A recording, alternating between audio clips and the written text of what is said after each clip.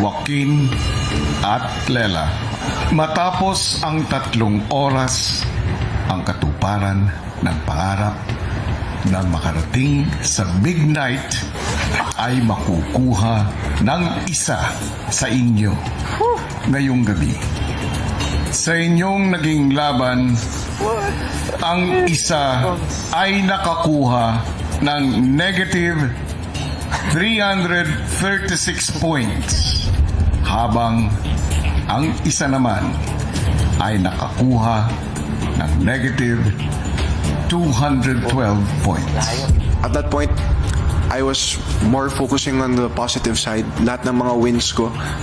At dahil parehas kayong may negative outcome, ang mas konting total negative points ang nanalo.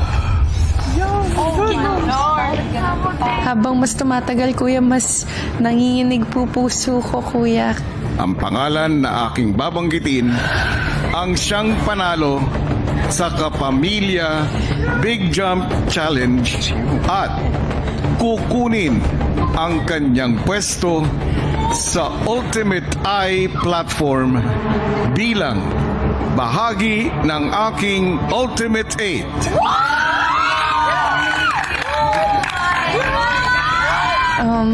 Kuya, eto na po yun eh. Padulo na po kami. Patapos na po tong PBB at yung goal ko, kuya, yung pinagpipray ko po ng matagal na kay God. Eto po yun. Yung sarili ko po, yung mga dreams ko po, yung mga goals ko po, at yung mga taong nagsusuporta po sa akin. Most importantly po, kuya, I don't want to let them down. I want them to be proud of me. Congratulations!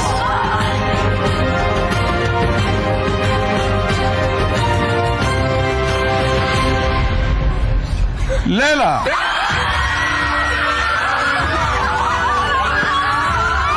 Naging worth it po talaga lahat ng pinaghirapan ko po dito sa loob ng bahay niyo, kuya.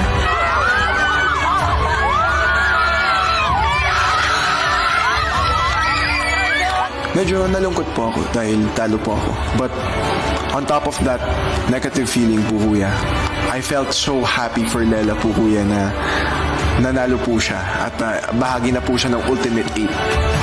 Kunin mo na ang iyong spot.